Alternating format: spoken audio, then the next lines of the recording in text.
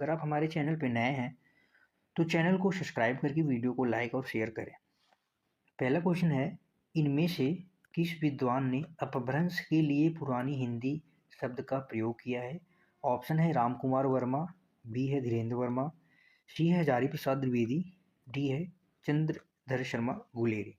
इसका क्या आंसर हो जाएगा? ऑप्शन डी, चंद्रधर शर्मा गुलेरी जी ने अपभ्रंश के लिए पुरानी हिंदी शब्द का प्रयोग किया। अगर चंद्रधर शर्मा की कविताओं की अगर हम बात करें, अगर इनकी कविताओं की बात करें तो जिसमें प्रसिद्ध कविताएं हैं भारत की जय, भारत भारत की जय, इसके बाद झुकी कमान, स्वागत स्वागत, झुकी कमान इत्यादि क्या है इनकी प्रसिद्ध रचनाएं हैं। झुकी कमान, ईश्वर से प्रार्थना, ईश्वर से प्रार्थना आदि क्या है इनकी प्रसिद्ध रचनाएं हैं, याद रखेंगे। अगला क्वेश्चन बताएंगे, क्वेश्चन नंबर 2 है आपकी स्क्रीन पर। किस वाक्य में क्रियाएं सदैव एक वचन, पुल्लिंग तथा अन्य पुरुष में होती है? कर्मवाच्य में होती है, कर्तृवाच्य में होती है, भाववाच्य में होती है या सभी में होती है? हम अगर वाच्य की बात करें, वाच्य जो होते हैं क्रिया के प्रधान विषय का पता चलता है। वाच्य से क्रिया के प्रधान विषय का पता चलता है। क्रिया के प्रधान विषय का पता चलता है वाच्य से। और वाच्य के अगर भेद की बात करें तो वाच्य के टोटल 3 भेद होते हैं, जिसमें नंबर 1 पे आता है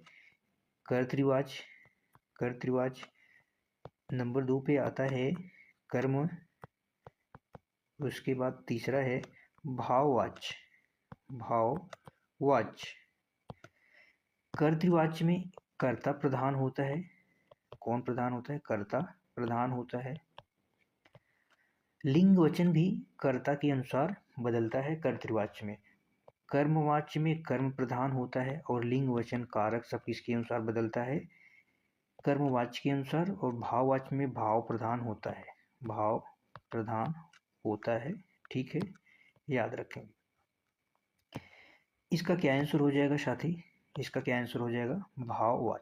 भाववाच्य शब्द सदैव एक वचन होती हैं, पुल्लिंग होती हैं, अन्य पुरुष होती हैं। भाववाच्य याद रखेंगे। और भाववाच्य अदृश्य रूप में भी होती हैं। किस रूप में? अदृश्य रूप में भी होती हैं। अदृश्य रूप में होती हैं, जिसे सिर्फ महसूस किया जा सकता है। अगला बताएंगे, क्वेश्चन नंबर 3 है आपकी स्क्रीन पर। त्रिलोचन में कौन सा समास है? त्रिलोचन में कौन सा समास है? ऑप्शन ए है बहुव्रीहि समास, द्विगु समास, अव्ययी भाव समास, कर्मधारय समास। अगर हम समास की बात करें तो समास का अर्थ होता है संक्षेप या संक्षिप्तीकरण। इसका क्या अर्थ होता है? संक्षेप या संक्षिप्तीकरण। जिसके टोटल कितने भेद होते हैं? 6 भेद होते हैं। जो अव्ययी भाव समास पहले होता है, अव्ययी भाव समास।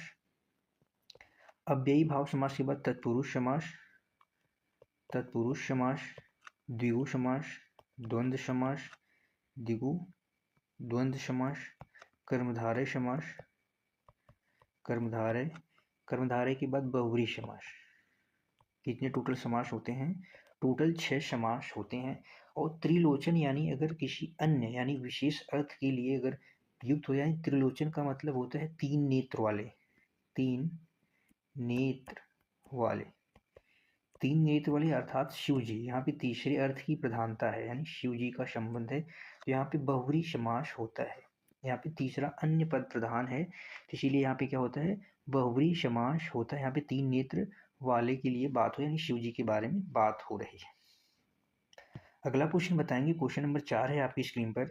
इनमें से किसे उज्ज्वल रस या मधुर रस भी कहते हैं? उज्ज्वल रस या मधुर रस भी कहते हैं। भक्ति रस को कहते हैं, श्रृंगार को कहते हैं, हास्य को कहते हैं, वात्सल नहीं होता, ये वात्सल्य होता है रस। वात्सल रस के अगर स्थायी भाव की हम बात करें, इसका स्थायी भाव होता है रति अथवा प्रेम। माँ का प्रेम जो होता है, रति अथवा प्रेम, ममता यानी माँ का प्रेम, बच्चों के लिए माँ का प्रेम। हास्य का स्थायी भाव होता है हंसी या हास कहते हैं। श्रृंगार का स्थायी भाव होता है रति अथवा प्रेम होता है। उज्ज्वल रस और मधुर रस भक्ति रस में प्रयुक्त होते हैं, भक्ति में प्रयुक्त होते हैं। भक्ति में प्रेम आकर्षण और मिठास होता है, तो उसमें उज्ज्वल रस और मधुर रस भी कहते हैं। अगला बताएंगे, इनमें से उर्दू उपसर्ग कौन सा है? उप उपसर्ग उर्दू का है, भर है, अन है, अल है। उपसर्ग कितने होते हैं? उपसर्ग के 3 प्रकार होते हैं। उपसर्ग के कितने प्रकार होते हैं? 3 भेद होते हैं, आप कह सकते हैं। पहला होता है हिंदी के उपसर्ग, हिंदी उपसर्ग होता है। दूसरा होता है संस्कृत के उपसर्ग, संस्कृत के उपसर्ग होते हैं। तीसरा उर्दू के उपसर्ग होते हैं, तीसरा उर्दू के उपसर्ग होते हैं, उर्दू उपसर्ग। हिंदी की अगर उपसर्ग की बात की जाए तो इसकी टोटल संख्या कितनी है? 10। हिंदी के टोटल 10 उपसर्ग हैं, संस्कृत के टोटल 22 उपसर्ग हैं और उर्दू भाषा के टोटल 19 उपसर्ग हैं। उर्दू भाषा के 19 उपसर्ग हैं। कुछ उपसर्ग आपके सामने उर्दू भाषा के जो उपसर्ग हैं, जैसे इसमें आता है अल, अल, एन, कम, अल, एन, कम, ये सब क्या हैं? उर्दू भाषा के उपसर्ग हैं। खुश भी उर्दू भाषा का उपसर्ग है। गैर, दर, ये सब क्या है? उर्दू भाषा के उपसर्ग हैं। अगर संस्कृत भाषा के उपसर्ग की बात की जाए तो संस्कृत भाषा के उपसर्ग में अति आता है, अति, अधि, अति, अधि, ये सब क्या है? अनु, अनु, अप, अभी, अप, अभी, ये सब क्या है? संस्कृत भाषा के उपसर्ग है। हिंदी भाषा के उपसर्ग की बात की जाए तो उसमें अ, अध, ऊन, उन, नी, बिन, ये सब क्या है? भर, ये सब क्या है? उपसर्ग हिंदी के हैं। इसका आंसर हो जाएगा ऑप्शन डी, अल जो है उर्दू भाषा का उपसर्ग है, उर्दू का उपसर्ग है। अगला बताएंगे, क्वेश्चन नंबर 6 है आपकी स्क्रीन पर, क्या होगा इसका आंसर? क्वेश्चन नंबर 6 है, निम्नलिखित में से कौन सा शब्द तत्सम है? तत्सम संस्कृत का शब्द होता है, यानी संस्कृत के जो शब्द होते हैं वो क्या कहलाते हैं? संस्कृत की ज्यों की त्यों शब्द वही तत्सम होते हैं। पंख, इसका आंसर हो जाएगा डी, प्रगट। प्रगट कैसा शब्द है? प्रगट कैसा शब्द है? तत्सम शब्द है। अगर पंख की बात की जाए, पंख का पक्ष होगा, पक्ष क्या है? तत्सम शब्द है। पत्थर का प्रस्तर हो जाएगा, प्रस्तर। पंक्षी का पक्षी हो जाएगा, पक्षी। ये क्या हो जाएंगे? तत्सम शब्द हो जाए। अगर प्रगट के तद्भव की बात की जाए, तद्भव प्रगट का हो जाएगा प्रगट, प्रकट का प्रगट हो जाएगा। अगला बताएंगे, क्वेश्चन नंबर 7 है आपकी स्क्रीन पर, क्या होगा इसका आंसर? इनमें से कौन सा शब्द अतिथि शब्द का समानार्थी नहीं है? अतिथि शब्द का समानार्थी नहीं है। यात्रा है, यज्ञ में सोमलता लाने वाला, उत्तर, साधु, इसका क्या हो जाएगा? उत्तर। अतिथि के समानार्थी शब्द की बात अगर हम करें तो जिसमें मेहमान आते हैं, मेहमान, साधु, साधु, यात्री, साधु, यात्री, अग्नि, अग्नि भी अतिथि के अनेकार्थी शब्द में शामिल है। अपरिचित व्यक्ति भी, अपरिचित व्यक्ति अतिथि के अंतर्गत आते हैं। उसके बाद यज्ञ में सोमलता लाने वाला, यज्ञ में सोमलता लाने वाला, साधु, यात्री, ये सब क्या हैं? अतिथि शब्द के अनेकार्थी शब्द हैं। अगर उत्तर की बात करें तो उत्तर के अनेकार्थी शब्द में उत्तर दिशा आता है, उत्तर दिशा। जवाब जिसे कहते हैं जवाब, जवाब, ये सब क्या है? हल की बात करें, हल, पिछला, अतीत, ये सब क्या है? उत्तर के अनेकार्थी शब्द हैं, याद रखेंगे। अगला क्वेश्चन बताएंगे, क्वेश्चन नंबर 8 है आपकी स्क्रीन पर। पूर्वी हिंदी का विकास निम्न में से किस अपभ्रंश से हुआ है? सौरसेनी अपभ्रंश, पैशाची अपभ्रंश, अर्धमागधी अपभ्रंश, मागधी अपभ्रंश। अगर अपभ्रंश की बात करें तो अपभ्रंश टोटल कितने होते हैं? 7। अपभ्रंश कितने होते हैं? टोटल 7 अपभ्रंश हैं, जिनमें से कुछ अपभ्रंश आपके सामने है। अपभ्रंश की संख्या की बात की जाए तो टोटल अपभ्रंश 7 होते हैं, जिसमें सौरसेनी अपभ्रंश आता है। सौरसेनी अपभ्रंश से पश्चिमी हिंदी, पश्चिमी हिंदी, पश्चिमी हिंदी के अलावा राजस्थानी, राजस्थानी, गुजराती, राजस्थानी, गुजराती भाषा का विकास हुआ है। पश्चिमी हिंदी के अंतर्गत कुल 5 बोलियां आती हैं, जिनमें आप देखेंगे, जिसमें आता है ब्रज, ब्रज भाषा, खड़ी बोली, खड़ी बोली को कौरवी भी कहते हैं, खड़ी बोली, खड़ी बोली, खड़ी बोली, ब्रज खड़ी बोली, कन्नौजी हरियाणवी और बांगरू। ब्रज, खड़ी बोली, कन्नौजी, हरियाणवी और बांगरू क्या होती हैं? पश्चिमी हिंदी के अंतर्गत आती है। सॉरी, यहाँ पे बांगरू हरियाणवी को ही कहते हैं। यहाँ पे एक आ जाएगा बुंदेली। भाषाएं देखेंगे, पश्चिमी हिंदी के अंतर्गत 5 बोली है, ब्रज, खड़ी बोली, कन्नौजी, हरियाणवी और बुंदेली। ठीक है। पैसाची के अंतर्गत लहंदा और पंजाबी भाषा का विकास हुआ। पैसाची के अंतर्गत लहंदा और पंजाबी भाषा का विकास हुआ। अर्धमागधी से पूर्वी हिंदी का विकास हुआ है, और पूर्वी हिंदी के अंतर्गत टोटल 3 बोलियां आती हैं। कितनी बोलियां आती हैं? 3 बोलियां आती हैं, जिसमें आपको अवधी बोली, बघेली और छत्तीसगढ़ी। इसका क्या आंसर हो जाएगा? ऑप्शन सी, पूर्वी हिंदी का विकास अर्धमागधी अपभ्रंश से हुआ है। और बिहारी हिंदी की अगर बात करें तो मागधी से बिहारी हिंदी का विकास हुआ है। बंगाली का विकास हुआ है। बिहारी, बंगाली, असमिया, उड़िया सब क्या है? मागधी से विकास हुआ। बिहारी हिंदी के अंतर्गत 3 बोलियां आती हैं। कितनी बोलियां? 3, जिसमें भोजपुरी, मगही, मैथिली और मैथिली बोली शामिल है। ठीक है, याद रखेंगे। अगला क्वेश्चन बताएंगे। क्वेश्चन, इनमें से किस शब्द की वर्तनी शुद्ध है? उज्ज्वल। अगर उज्ज्वल शब्द की वर्तनी की बात करें तो ऊ रहता है, फिर आधा ज 2 बारी रहता है, फिर वह रहता है, इसके बाद ल रहता है। ये उज्ज्वल की शुद्ध वर्तनी है, याद रखेंगे, अक्सर एग्जामों में पूछा जाता है। ऑप्शन बी क्या हो जाएगा? राइट हो जाएगा। अगला क्वेश्चन बताएंगे, इसका क्या आंसर होगा? इनमें से तंद्रालु में प्रयुक्त प्रत्यय कौन सा है? अल है, लू है, आलू है, अलू है। प्रत्यय क्या होते हैं? शब्दांश के अंत में प्रयुक्त होते हैं। शब्दांश के अंत में प्रयुक्त होते हैं, प्रयुक्त होकर अर्थ परिवर्तित कर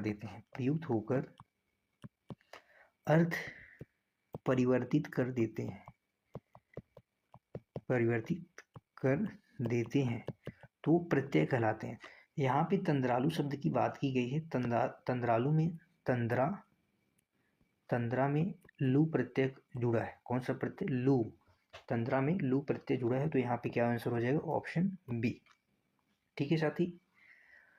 चंदन का पर्यायवाची शब्द इनमें से कौन सा है? मलयज, मंडन, सोम, मारीची। चंदन का पर्यायवाची शब्द होता है मलयज। चंदन के कुछ और पर्यायवाची शब्द जैसे गंधराज, दारुसार, श्रीखंड, ये सब क्या हैं?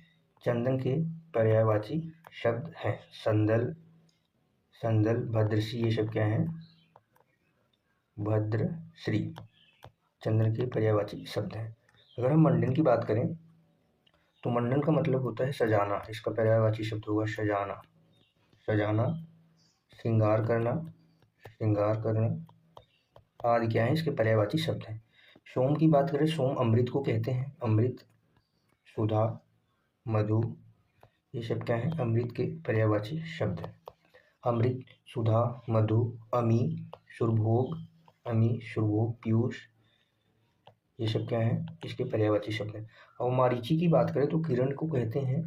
किरण का पर्यायवाची शब्द है मारीची। ज्योति, प्रभा, रश्मि, अंशु, ये सब क्या है?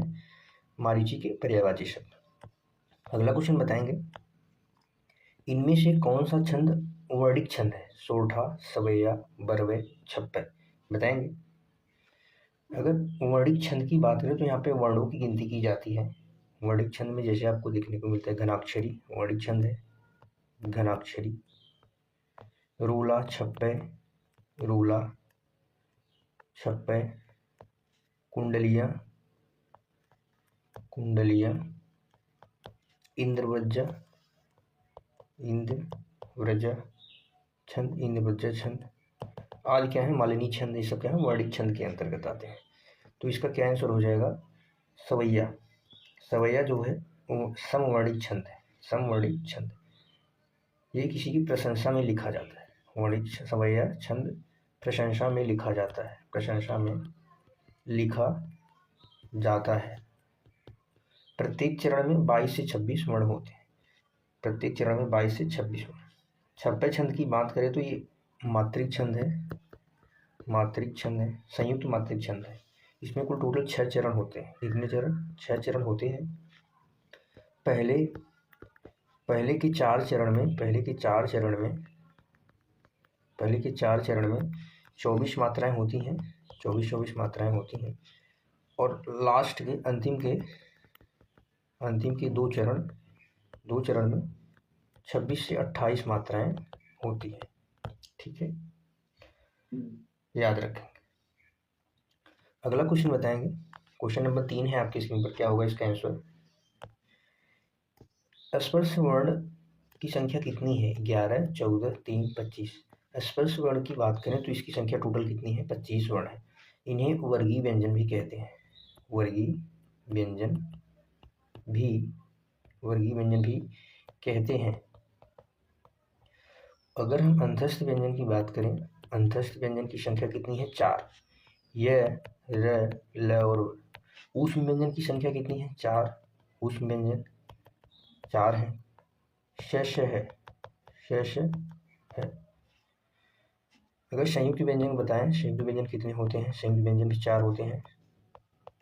क्षेत्र, ज्ञेश्र।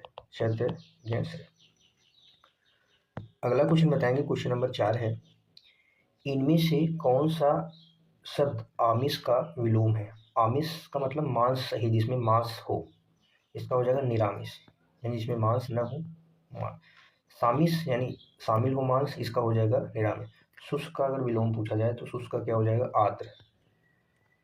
शुष्क का आर्द्र हो जाएगा। ठीक है, क्वेश्चन नंबर 5 पूछाएंगे, साधारणीकरण की व्याख्या में मधुमती की भूमिका की परिकल्पना किस विद्वान ने की है? भागीरथ मिश्र, श्याम सुंदर दास, रामचंद्र शुक्ल, राममूर्ति त्रिपाठी। इसका क्या आंसर हो जाएगा? श्याम सुंदर दास ने इसकी क्या की है? परिकल्पना की है। इनकी अगर कुछ रचनाओं की हम बात करें, जैसे भाषा पत्र बोध,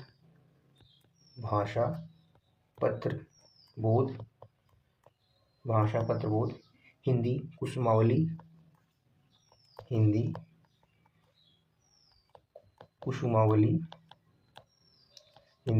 कुसुमावली, रानी केतकी की कहानी, एक और इंसान खां की भी है रचनाएं, लेकिन श्याम सुंदर दास ने भी इसकी रचना की है, रानी केतकी की कहानी।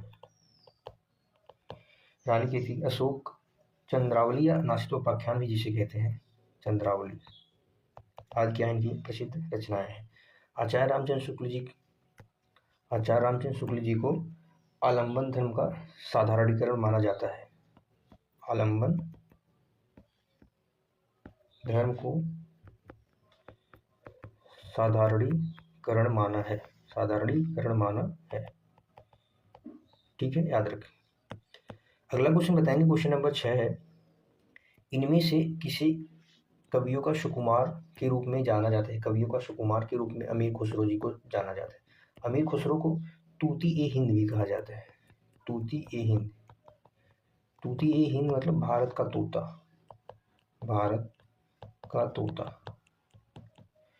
तोता भी कहा जाता है।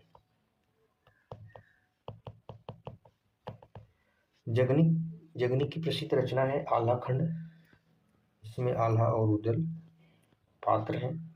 आल्हाखंड की प्रसिद्ध रचना है, जिसमें आल्हा नाम से ये क्या है? प्रसिद्ध है, आल्हा नाम से प्रसिद्ध है। जयदेव गीत गोविंद इनकी प्रसिद्ध रचना है। गीत गोविंद के बाद रति मंजरी इनकी प्रसिद्ध रचना है। विद्यापति, इसे मैथिल कोकिल भी कहा जाता है। अभिनय जयदेव मैथिल कोकिल, इन्हें क्या कहा जाता है? अभिनव जयदेव मैथिल कोकिल। कोकिल कहा जाता है। इनकी प्रसिद्ध रचना जैसे कीर्तिलता, कीर्ति पताका, कीर्तिलता, कीर्ति पताका, कीर्ति पताका, ये दोनों अवहट्ट भाषा में रचित है। अवहट्ट भाषा, इसकी रचना अवहट्ट भाषा में हुई। अगला बताएंगे, क्वेश्चन नंबर 7 है आपकी स्क्रीन पर। वह रोज देर से उठता है, इस वाक्य में किस काल का उदाहरण है? या किस काल का उदाहरण है? तात्कालिक, संदिग्ध वर्तमान, सामान्य वर्तमान, इनमें से कोई नहीं। बताएंगे क्वेश्चन नंबर 7 का क्या आंसर होगा साथियों। वाक्य के अंत में अगर ता है, ती है, ते हैं, ता है, ती है, ते हैं आदि लगा रहता है तो वो सामान्य वर्तमान काल होता है। कौन होता है? सामान्य वर्तमान काल रहता है। वाक्य के अंत में आप याद रखेंगे, अंत में ता है, ती है, ते हैं, ते हैं, ता हूँ, ती हूँ आदि शब्द लगे रहते हैं तो वहाँ पे सामान्य वर्तमान काल होता है। काल के टोटल कितने भेद होते हैं? काल के 3 भेद होते हैं, वर्तमान काल, भूतकाल और भविष्यत काल। और वर्तमान काल की बात की जाए तो वर्तमान काल के टोटल कितने भेद होते हैं? वर्तमान काल के 6 भेद होते हैं। कितने भेद? 6 भेद होते हैं, याद रखें। और काल के 3 भेद। अगला बताएंगे, क्वेश्चन नंबर 8 है आपकी स्क्रीन पर। इनमें से किस वाक्य में अकर्मक क्रिया है? अकर्मक क्रिया, कर्म के आधार पर क्रिया को कितने भागों में बांटा गया है? कर्म के आधार पर 2 भागों में बांटा गया है, 2 भाग, एक अकर्मक, एक सकर्मक, एक अकर्मक, एक सकर्मक। इसमें कर्म का अभाव होता है, अकर्मक में कर्म का अभाव होता है, ये कर्म के साथ होता है। तो यहाँ पे ऑप्शन ए क्या है? शाम सोता है, इसमें कर्म का अभाव है तो इसमें क्या हो जाएगा? अकर्मक क्रिया हो जाएगा। अब यहाँ पे देखेंगे, ये चीज़ तुम्हारा जी ललचाती है, यहाँ पे ललचाना क्या हो जाएगा? कर्म। क्या ललचाती है? तुम्हारा जी, तुम्हारा जी क्या हो जाएगा? ये कर्म हो जाएगा। और ललचाना क्या हो जाएगा? क्रिया। ललचाना क्या हो जाएगा? क्रिया। तो यहाँ पे कर्म है, वह अपना सिर खुजलाता है, खुजलाना क्या हो जाएगा? क्रिया। वो क्या खुजलाता है? सिर खुजलाता है, ये कर्म हो जाएगा। क्या हो जाएगा? कर्म। यहाँ पे मैं पुस्तक पढ़ता हूँ, पढ़ना क्या हो जाएगा? क्रिया। और यहाँ पे पुस्तक क्या हो जाएगा? कर्म। तो यहाँ पे सब में क्या है? इन तीनों में सकर्मक क्रिया है। कैसी क्रिया है? सकर्मक क्रिया है। कर्म के आधार पर 2 भागों में बांटा गया है, अकर्मक और सकर्मक। अगला बताएंगे, क्वेश्चन नंबर 9। इनमें से विधेय विशेषण का उदाहरण कौन सा है? इनमें से विधेय विशेषण का उदाहरण कौन सा है? मेरा लड़का आलसी है, मेरा घोड़ा काला है, वैरागियों का यह संसार मिथ्या प्रतीत होता है, उपरोक्त सभी। विधेय विशेषण, विधेय विशेषण अगर बात करें हम इसमें तो विशेष के बाद विशेषण आता है। विशेष के बाद विशेषण आता है, विशेषण आता है। और विशेष संज्ञा या तो सर्वनाम शब्द होंगे, संज्ञा या सर्वनाम शब्द होंगे। तो विशेषण आप जानते हैं संज्ञा सर्वनाम की विशेषता बताता है। तो यहाँ पे लड़का क्या है? विशेष है। आलसी क्या है? विशेषण है। यहाँ पे विशेष के बाद विशेषण आया। यहाँ पे घोड़ा क्या है? संज्ञा शब्द है। काला क्या है? विशेषण। यहाँ पे संसार क्या है? संज्ञा शब्द विशेष है। मिथ्या क्या है? विशेषण है। यानी इसका ऑप्शन तीनों सही हो जाएगा, उपरोक्त सभी विधेय विशेषण है। विधेय पहले आएगा, विधेय विशेषण में विशेष पहले आता है, यानी संज्ञा सर्वनाम, संज्ञा संज्ञा, ठीक है। संज्ञा के बाद विशेषण याद रखें। अगला बताएंगे, क्वेश्चन नंबर 10 है आपकी स्क्रीन पर। क्या होगा इसका आंसर?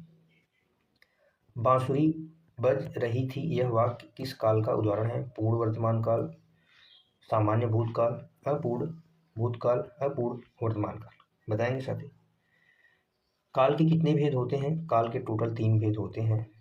काल के 3 भेद, वर्तमान काल, भूतकाल और भविष्य काल। वर्तमान काल के कितने भेद होते हैं? वर्तमान काल के 6 भेद। भूतकाल के कितने भेद होते हैं? भूतकाल के 6 भेद, 6 भेद होते हैं। यहाँ पे क्या हो जाएगा? बांसुरी बज रही थी, रहा था, रही थी, रहे थे, रहा था, रही थी, था, थी, थे अगर आ जाए वाक्य के अंत में, था, थी, थे, तो वहाँ पे भूतकाल होता है, भूतकाल होता है। और अगर वाक्य के अंत में रहा था, रही थी हो जाए तो क्या हो जाएगा? अपूर्ण भूतकाल हो जाएगा। क्या? अपूर्ण भूतकाल। वाक्य के अंत में, वाक्य के अंत में रहा था, रही थी, रहे थे इत्यादि आ जाए तो अपूर्ण भूतकाल हो रहा है। वह पढ़ रही थी, वह पढ़ रही थी, वह पढ़ रही थी यानी कार्य पूरा नहीं हुआ है। भूतकाल में कार्य हो रहा है और अभी पूरा नहीं हुआ, पढ़ रही थी। ठीक है साथी, अब वह पढ़ रहा है यानी अपूर्ण वर्तमान काल, यानी वर्तमान काल में कार्य चल रहा है, वह पढ़ रहा है लेकिन पूर्ण नहीं हुआ, याद रखें। ठीक है, देखो बाहर कोई आया है, बाहर कोई आया है में कौन सा सर्वनाम है? निजवाचक सर्वनाम, निश्चयवाचक सर्वनाम, संबंधवाचक, अनिश्चयवाचक। अगर सर्वनाम के भेद आपसे पूछा जाए तो सर्वनाम के टोटल कितने भेद होते हैं? सर्वनाम के 6 भेद टोटल होते हैं। तो देखो बाहर गेट पर कोई आया है, यहाँ पे कोई शब्द इस्तेमाल हुआ यानी अनिश्चित व्यक्ति की बात हो रही है जिसके बारे में हमें पता नहीं है। अनिश्चयवाचक सर्वनाम होता है, अनिश्चयवाचक सर्वनाम होता है, इसमें कोई और कुछ, कोई और कुछ जैसे शब्द आते हैं। संबंधवाचक में वे सर्वनाम जो क्या करे, वाक्य में संबंध बताए, इसमें शब्द आते हैं जो और सो। निजवाचक में आप, अपना, खुद, ये सब क्या है? निजवाचक सर्वनाम है। निश्चयवाचक में किसी निश्चय व्यक्ति, वस्तु या प्राणी का बोध कराए, यह वह, जैसे यह और वह, ये निश्चय व्यक्ति, वस्तु या प्राणी का बोध कराए। अगला क्वेश्चन बताएंगे, क्वेश्चन नंबर 2 है, अलंकार के संदर्भ में इनमें से कौन सा कथन सही है? ऑप्शन ए देखेंगे, तात्पर्य मात्र के भेद से शब्द और अर्थ दोनों की पुनरावृत्ति यानी आवृत्ति, पुनरावृत्ति को लाटानुप्रास कहते हैं, अनुप्रास का भेद है, बिल्कुल सही है। श्लिष्ट पदों में अनेक अर्थों के कथन, श्लिष्ट पदों में अनेक अर्थों के कथन का श्लेष अलंकार होता है, श्लेष अलंकार होता है। श्लेष अलंकार एक शब्द या वाक्यांश विभिन्न अर्थों में प्रयुक्त होता है, विभिन्न अर्थ यानी अनेक अर्थ का मतलब विभिन्न अर्थों में प्रयुक्त होता है, ये भी सही है।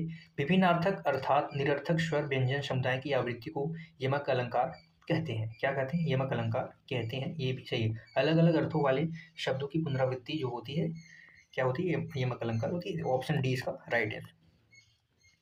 अगला बताएंगे, क्वेश्चन नंबर 3 है आपके स्क्रीन पर, हवन में जलने वाली लकड़ी को क्या कहते हैं? शुद्ध के लिए शुद्ध शब्द इनमें से क्या है? हवन में लगने वाली लकड़ी को शमिधा कहते हैं। क्या कहते हैं? शमिधा।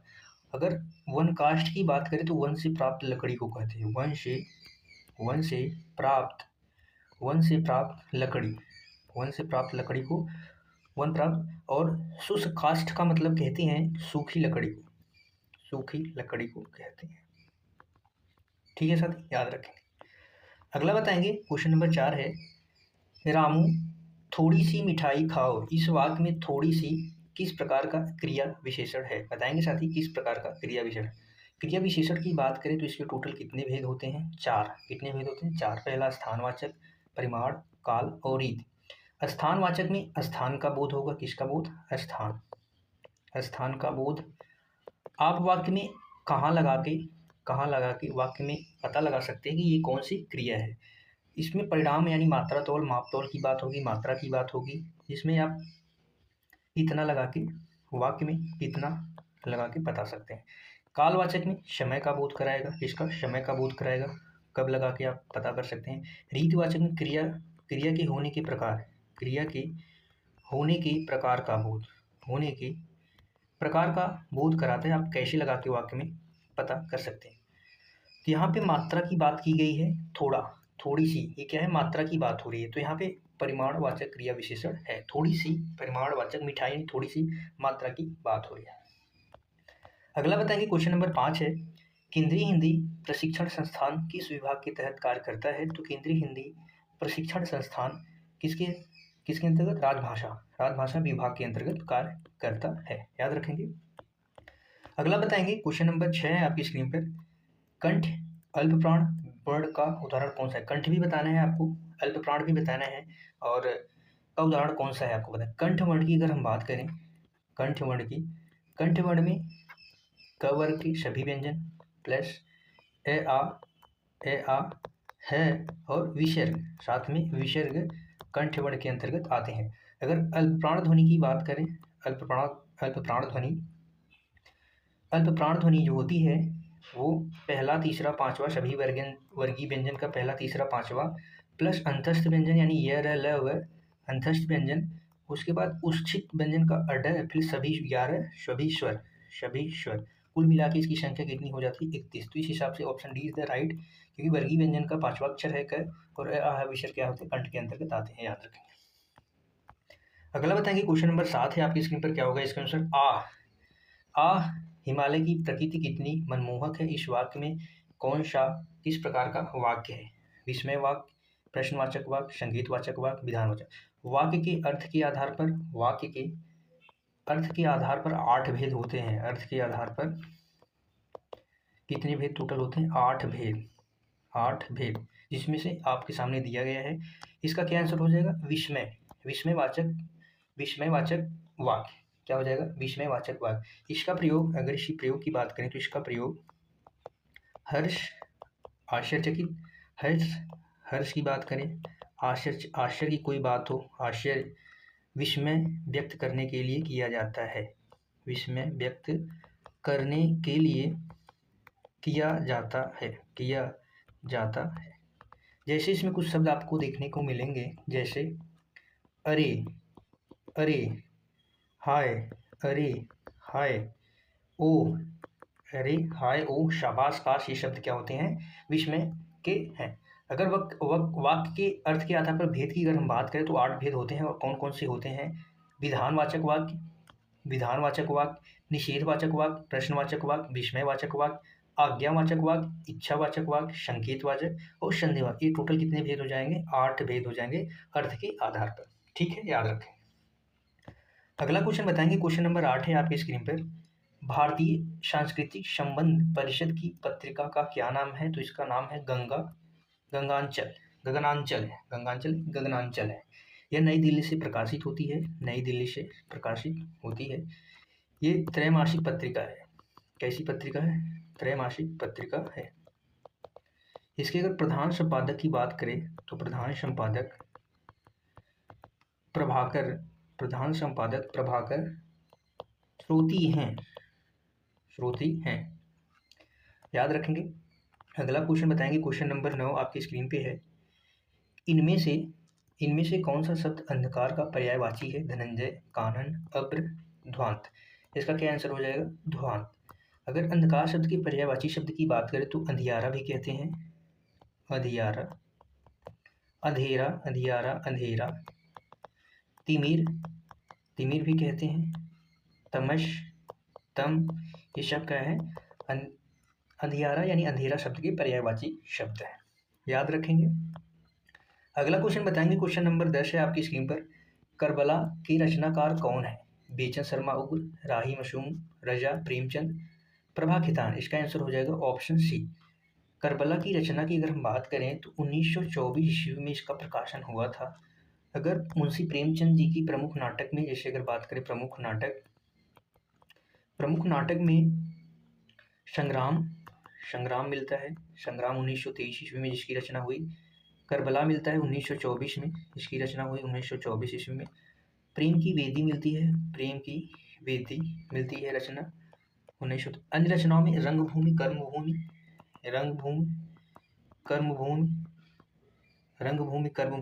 आदि क्या है? प्रसिद्ध रचनाएं हैं। गबन, कर्मभूमि, गबन, गोदान, सेवा सदन, ये सब क्या है? आदि इनकी रचनाएं हैं। अगर इनके अधूरे उपन्यास की बात की जाए तो मंगलसूत्र इनका क्या है? मंगलसूत्र इनका अधूरा उपन्यास है। अगर संसदीय राज्यसभा समिति की अध्यक्षता कौन करते हैं? संसदीय राज्यसभा की जो समिति है उसके अध्यक्ष कौन करते हैं? आपको बताना है। भारत के राष्ट्रपति करते हैं, भारत के उपराष्ट्रपति, भारत के प्रधानमंत्री, भारत के गृह मंत्री। इसके आंसर की अगर हम बात करें तो इसका आंसर हो जाएगा ऑप्शन डी। भारत के गृह मंत्री जो हैं संसदीय राज्यसभा समिति के अध्यक्ष हैं। ठीक है, अध्यक्षता करते हैं। अगला क्वेश्चन बताएंगे, देश, वेश, क्लेश, 4 शब्द आपके सामने दिए गए हैं। इसमें बताना है कि स्त्रीलिंग शब्द कौन सा है। देश अच्छा है, वेश, देश का वेश होगा, क्लेश नहीं करना चाहिए, भेष अच्छा है। तो यहाँ पे क्या है? चारों शब्द क्या है? पुल्लिंग शब्द है, न कि स्त्रीलिंग शब्द है। तो यहाँ पे स्त्रीलिंग की संख्या कितनी हो जाएगी? 0 हो जाएगी। कुछ महत्वपूर्ण स्त्रीलिंग अगर हम शब्द की बात करें, कुछ महत्वपूर्ण, जैसे आपको कोशिश एक शब्द है जो स्त्रीलिंग शब्द है। कोशिश, तलाश, कोशिश करनी चाहिए। दुनिया अच्छी है, दुनिया क्या है? स्त्रीलिंग शब्द है, दुनिया। बला टली, तहसील भी क्या है? स्त्रीलिंग शब्द है, तहसील। तहसील हो गया। तस्वीर हो गया, तस्वीर। जागीर, तस्वीर के बाद जागीर आ गया। सलाह, सुलह, सलाह, सुलह, ये सब क्या है? स्त्रीलिंग शब्द है। महासभा, महासभा। मर्यादा, मर्यादा रखनी चाहिए। मर्यादा क्या है? रखनी चाहिए। तो मर्यादा क्या है? स्त्रीलिंग शब्द है। शिक्षा, शिक्षा। दिल्ली, इंपॉर्टेंट शब्द है दिल्ली। दिल्ली क्या है? स्त्रीलिंग शब्द है। घोषणा, घोषणा करनी चाहिए। प्रार्थनाएं, प्रार्थना क्या होता है? आदि शब्द क्या है? स्त्रीलिंग शब्द है। आप वाक्य के प्रयोग से आसानी से स्त्रीलिंग पुल्लिंग निकाल सकते हैं। अगला क्वेश्चन, सही वर्तनी वाला शब्द कौन सा है? सबसे आसान क्वेश्चन, सरल क्वेश्चनों में से एक है। विकास, विकास, विकास, विकास। सारे शब्द विकास हैं, लेकिन शुद्ध वर्तनी की बात करें तो ऑप्शन बी जो है विकास, ये शुद्ध वर्तनी है। यहाँ पे छोटा सा बड़ा सा, यहाँ पे छोटा सा रहेगा, बड़ा सा नहीं रहेगा। अगला क्वेश्चन नंबर 4 है, नशीला शब्द में कौन सा प्रत्यय है? अगर प्रत्यय की बात करें तो ये शब्दांश के अंत में प्रयुक्त होते हैं। किसके अंत में? शब्दांश के अंत में प्रयुक्त होकर अर्थ परिवर्तित करते हैं, अंत में जुड़ते हैं। और जो नशीला शब्द है, नशा, नशा में ईला प्रत्यय जुड़ा है। तो यहाँ पे कौन सा आंसर हो जाएगा? ऑप्शन बी जो है ईला प्रत्यय है। नशीला में कौन सा प्रत्यय है? ईला प्रत्यय है। अगला क्वेश्चन देखेंगे, क्वेश्चन नंबर 5, शांति का विलोम शब्द क्या होगा? विलोम का मतलब होता है उल्टा, यानी उसके विपरीत कौन सा शब्द है? शांति का प्रशांति, युद्ध, भलाई, अबोध। शांति का मतलब होता है शांति बनाए रखना, शांति है। शांति का युद्ध हो जाएगा विलोम, विलोम क्या हो जाएगा? युद्ध। प्रशांति का विलोम की बात करें तो अशांति, अशांति। भलाई, भलाई का हो जाएगा बुराई, भला, बुरा, ये सब क्या है? विलोम है एक दूसरे के। अबोध की बात करें तो अबोध का हो जाएगा सुबोध, क्योंकि अबोध बालक है, यानी कुछ भी जानकारी नहीं है, और सुबोध का मतलब अच्छा खासा जानकारी। अगला क्वेश्चन बताएंगे, क्वेश्चन नंबर 6 है आपकी स्क्रीन पे।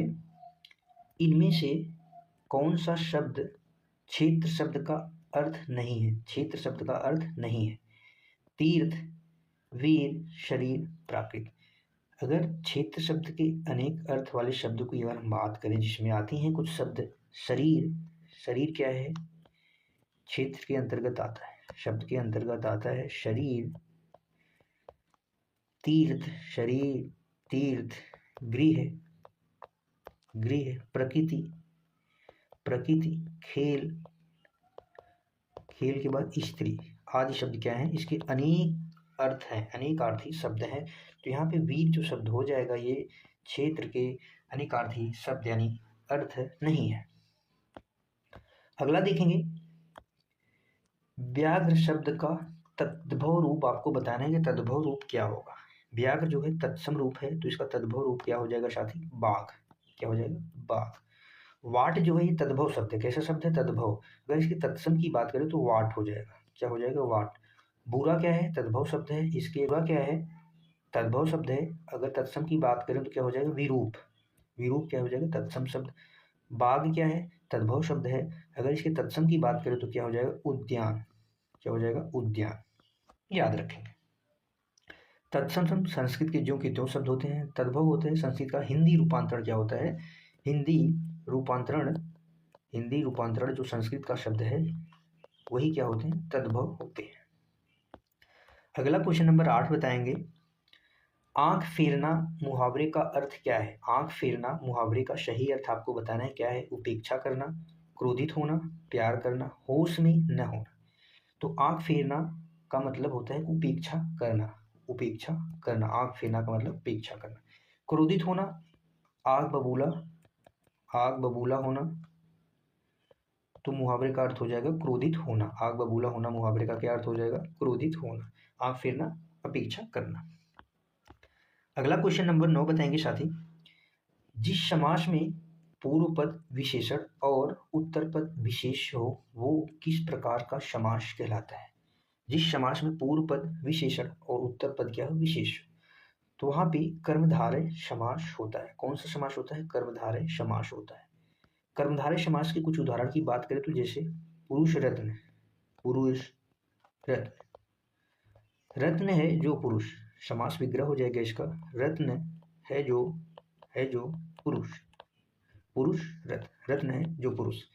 विरह सागर, विरह सागर, विरह रूपी सागर, विरह रूपी सागर, विरह सागर का मतलब विरह रूपी सागर।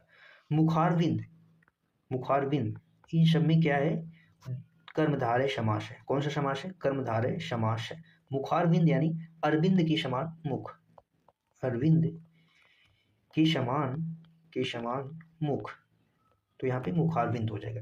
यानी पहला जो पूर्व पद मतलब पहला पद विशेषण हो जाएगा, उत्तर पद यानी दूसरा पद जो हो जाएगा विशेष यानी संज्ञा सर्वनाम हो, क्या होगा, संज्ञा शब्द होगा या तो सर्वनाम शब्द होगा। और समास की बात करें, समास के कितने भेद होते हैं टोटल, समास के 6 भेद होते हैं। कितने भेद, टोटल 6 होते हैं। अव्ययी भाव समास, अव्ययी भाव समास का पहला जो पद होता है यानी पूर्व पद, पहला पद जो होता है वो क्या होता है, अव्यय होता है। पहला पद अव्यय होता है। जैसे भरपेट, भरपेट में अव्ययी भाव समास है। आजन्म, आजन, ये सब क्या है, अव्ययी भाव समास है। बहुव्रीहि समास में तीसरा अन्य पद प्रधान होता है, तीसरा अन्य पद प्रधान होता है। जैसे लंबोदर, लंबोदर यानी तीसरा पद प्रधान होता है। लंबोदर यानी सीधा श्री गणेश जी से संबंधित है, भगवान श्री गणेश, तीसरा पद प्रधान होता है इसमें। जैसे लंबोदर हो गए, गजानन हो गए। द्विगु समास में पहला पद क्या होता है, संख्यावाची होता है। पहला पद संख्यावाची, पहला पद संख्यावाची होता है, जिसमें आप देखेंगे पंचतंत्र हो जाएगा, तिराहा हो जाएगा, ये शब्द क्या होते हैं, द्विगु समास होते हैं। तो इसका आंसर क्या हो जाएगा, ऑप्शन सी। अगला क्वेश्चन देखेंगे साथी, क्वेश्चन नंबर 10 है, चौथा विश्व हिंदी सम्मेलन कहाँ संपन्न हुआ था। चौथा विश्व हिंदी सम्मेलन कहाँ संपन्न हुआ था। विश्व हिंदी सम्मेलन की बात करें तो चौथा जो है विश्व हिंदी सम्मेलन, चौथा विश्व हिंदी सम्मेलन Port Louis Mauritius, option D सही हो जाएगा, पोर्ट लुइस मॉरिशस में संपन्न हुआ था। 2 से 4 दिसंबर तक, 2 से 4 दिसंबर वर्ष 1983, वर्ष 1993 ईस्वी तक आयोजित हुआ था। 2 से 4 दिसंबर तक वर्ष 1983 में 200 विदेशी प्रतिनिधि ने भाग लिया था। 200 विदेशी प्रतिनिधियों ने भाग लिया था, ठीक है साथी। अगर हम विश्व हिंदी सम्मेलन की बात करें तो पहला जो विश्व हिंदी सम्मेलन है, कौन सा, पहला विश्व हिंदी सम्मेलन 10 से 14 जनवरी, पहला विश्व हिंदी सम्मेलन 10 से 14 जनवरी 1975 को नागपुर महाराष्ट्र भारत में आयोजित होता है। कहाँ, नागपुर महाराष्ट्र भारत में आयोजित होता है पहला सम्मेलन। दूसरा सम्मेलन अगर 28 से 30 अगस्त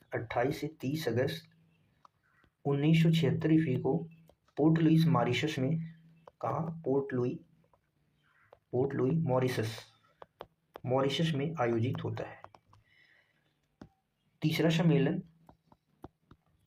सम्मेलन 28 से 30 अक्टूबर 1900 वर्ष 1983 में आयोजित होता है, नई दिल्ली भारत। कहाँ, नई दिल्ली भारत में आयोजित होता है।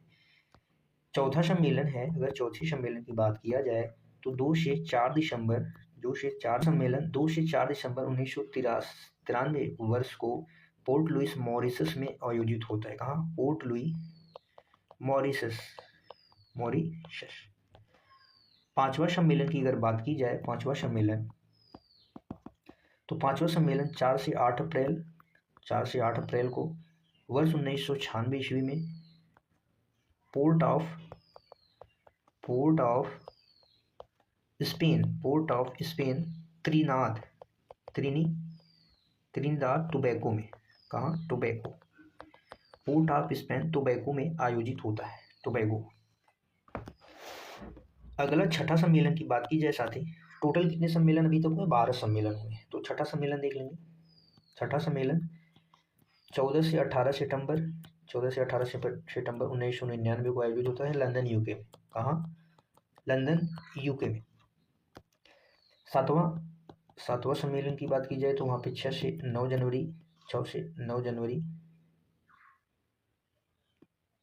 2003 में आयोजित होता है पारा मारिबो पारामारिबो सूरीनाम। आगे लिख लेंगे साथी। 8वां सम्मेलन है 13 से 15 जुलाई 2007 में न्यूयॉर्क यूएसए में आयोजित होता है। 9वां सम्मेलन 22 से 24 सितंबर 2012 को आयोजित होता है जोहान्सबर्ग साउथ अफ्रीका में। 10वां सम्मेलन 10 से 12 सितंबर 2015 को भोपाल भारत में आयोजित होता है। 11वां सम्मेलन 18 से 20 अगस्त 2018 को पोर्ट लुइस मॉरिशस में। 12वां सम्मेलन 15 से 17 फरवरी 2023 को नॉर्डिक फिजी में आयोजित होता है। भारत में अब तक कुल 3 बार आयोजित हुआ है। भारत में 3 बार अब तक कुल आयोजन हुआ है। 3 बार आयोजन हुआ है। पहला हुआ है नागपुर महाराष्ट्र भारत में, दूसरा हुआ है तीसरा नई दिल्ली भारत में, उसके बाद 10वां हुआ है भोपाल भारत में 2015 में हुआ है। याद रखेंगे, ठीक है साथी। ममता कालिया को दुखम सुखम इनका उपन्यास है के लिए कौन सा पुरस्कार प्राप्त हुआ है? ज्ञानपीठ मिला है, साहित्य अकादमी मिला है, व्यास सम्मान मिला है, मूर्ति देवी पुरस्कार मिला है। बताएंगे साथी क्वेश्चन नंबर 1 का क्या आंसर होगा? तो इसके लिए इन्हें क्या मिला है? व्यास सम्मान मिला है। व्यास सम्मान इन्हें 2017 में मिला था। और व्यास सम्मान 1991 ईस्वी से प्रारंभ हुआ था। के बिरला फाउंडेशन के द्वारा दिया जाता है। के बिरला फाउंडेशन के द्वारा प्रारंभ किया गया था। याद रखेंगे।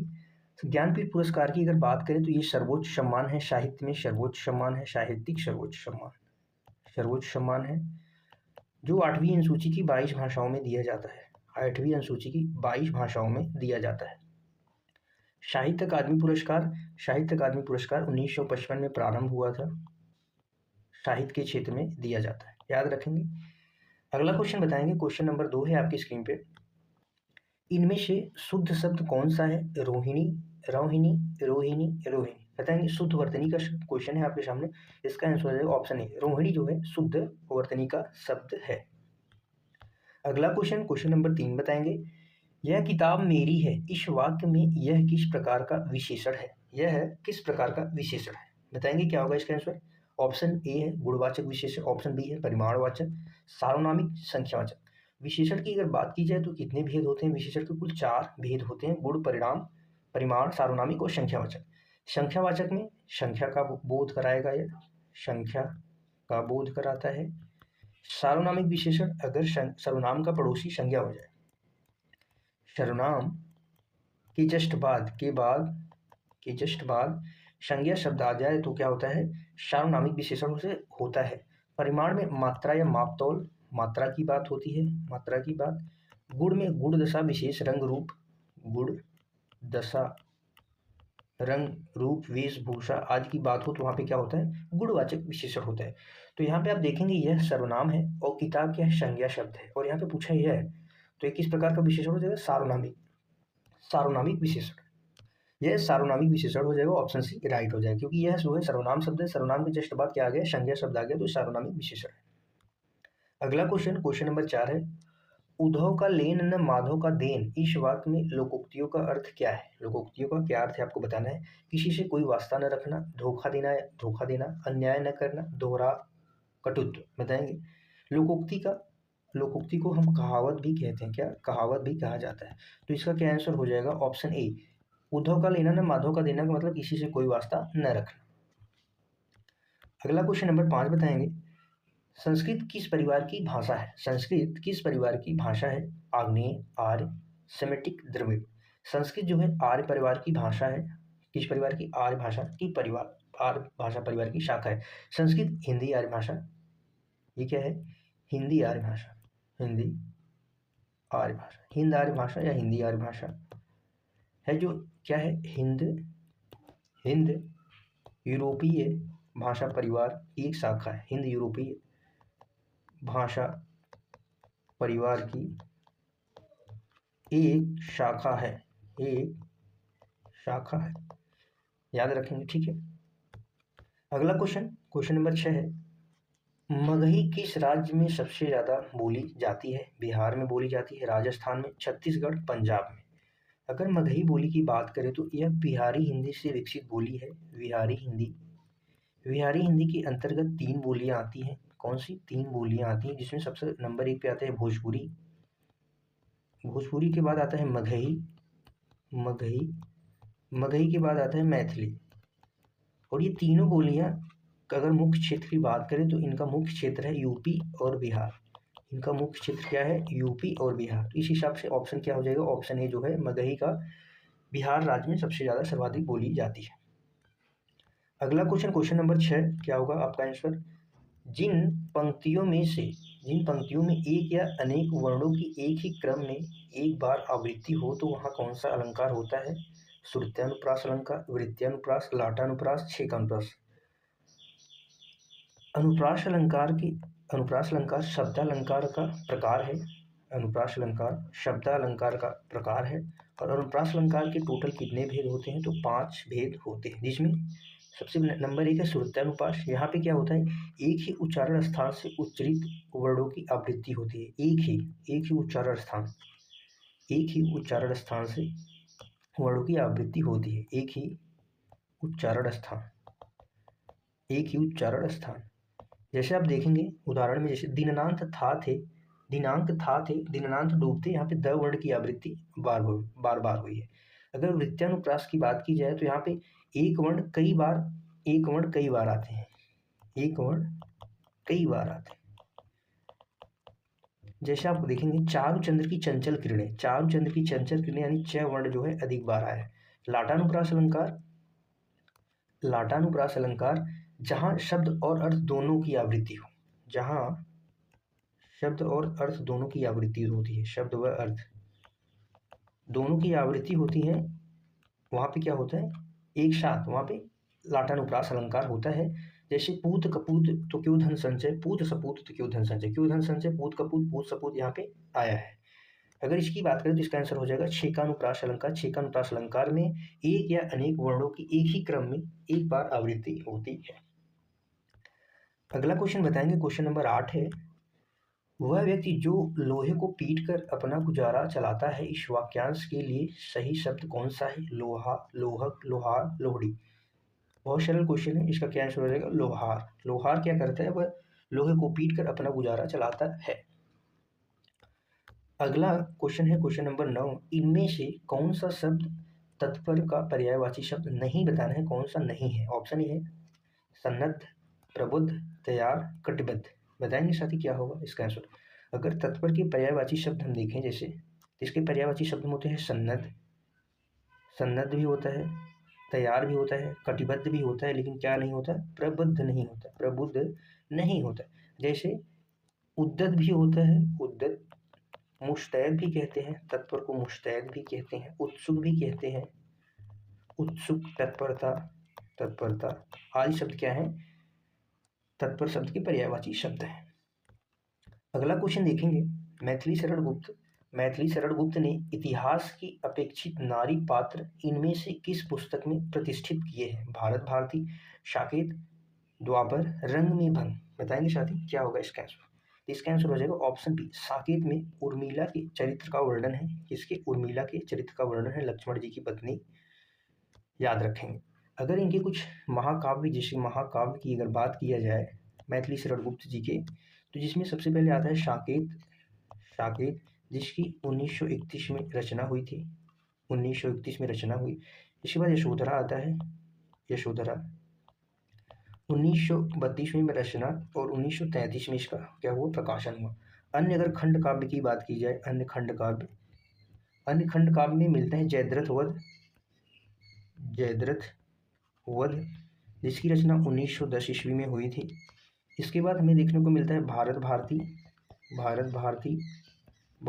की रचना 1912 ईस्वी में होती है।